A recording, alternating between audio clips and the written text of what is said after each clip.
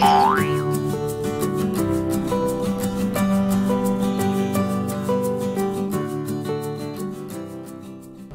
video is made in collaboration with a number of other YouTubers with caravans and motorhomes. Please check out the links to the other videos in the description below and also on the end card. Well, hello and welcome back to Poshcats Camping. I'm Trevor. I'm Sue. And today we're going to talk about the top 5 things that we don't like about our motorhome Bertie. And it's going to hurt because we do like Bertie, don't we? Yeah.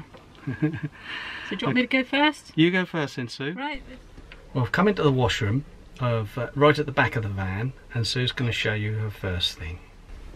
Right, the first thing I don't like is this sink, because you cannot wash your face in it. It's too narrow and it's easy to splash. So we tend to have this mat underneath the carpet with a pedestal mat over the top so we don't splash the carpet. As you can see, you can't really get your head in very well and wash your face. It's not quite deep enough. So that's been my bugbear. That's the first thing. Shall I go on to the second thing? Go on then.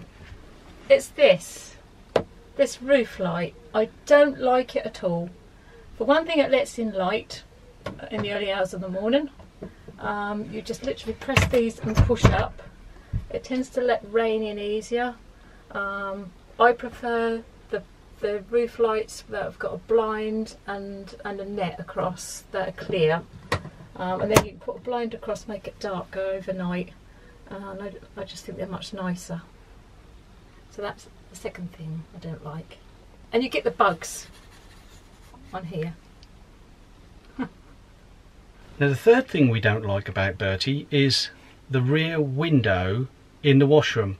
I'll show you why I don't like it. It's because we have a bike rack on the back, on the outside of the motorhome, and because of that bike rack being in place, it restricts the opening of the window. Now here's the window, and Do you want me to demonstrate?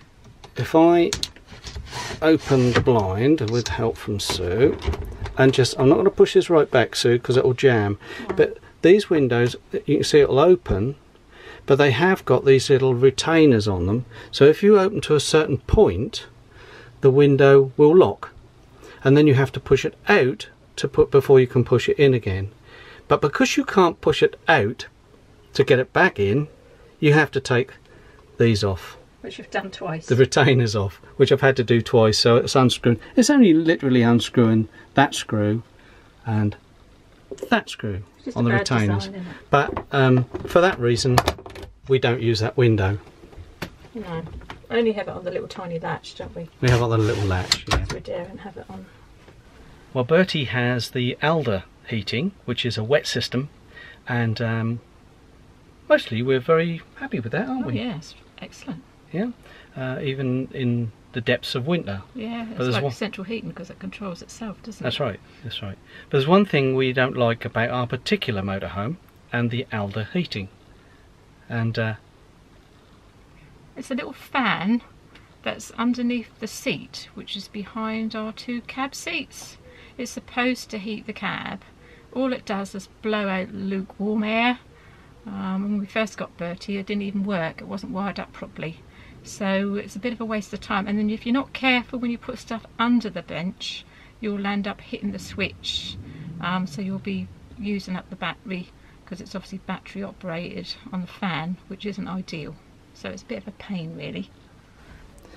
Now here's the passenger seat in the cab, and just behind the passenger seat you'll see a little grille down here, which is probably about 6 inches by 3 inches, and that grille there is supposed to blow out warm air. And on the other side of this panel here there is a boxed area with a heat exchanger inside and a fan which is connected to the Alder heating.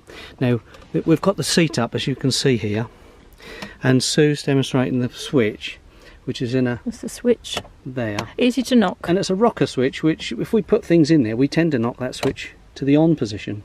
so it's a bit of a pain. But the main thing is we don't think that that's particularly effective of heating up the cab. Now the last thing I'm going to moan about today, and that I don't like about Bertie, is the seals on the outside of the van. Now I think this is common to caravans and motorhomes across the industry, and I'd like to know a solution to fix it. If you know, drop a comment in the description below. That would be very helpful indeed. Let me show you what I mean about the seals. Now these seals are all watertight, and we have the water ingress test every year because it's still under warranty. But these seals here are made of rubber, and if you go right to the bottom, you'll see what happens when this rubber shrinks and how that's fixed at the bottom here with some Sikaflex just to fill the gap, because this rubber has reduced, well, shrunk by about 3/8 to a quarter to half an inch. I'll show you the other side where it hasn't been sealed. Now excuse my dirty van, but because we've just been out in it, but this here is a gap I can just get my finger in, which is about, well, 3/8 of an inch, I suppose, and that hasn't been sealed, but the rubber has shrunk back, probably due to the heat and the cold. But this is less than 4 years old, this van, and I really think these rubbers should last for longer than that. Well, I hope you've enjoyed our video, having a little rant today, little moan. But we do still love Bertie, and they are only little things, and I'm sure that many of you will find little problems like that with your caravans and motorhomes. Until next time, we'll say goodbye. Bye. Bye now.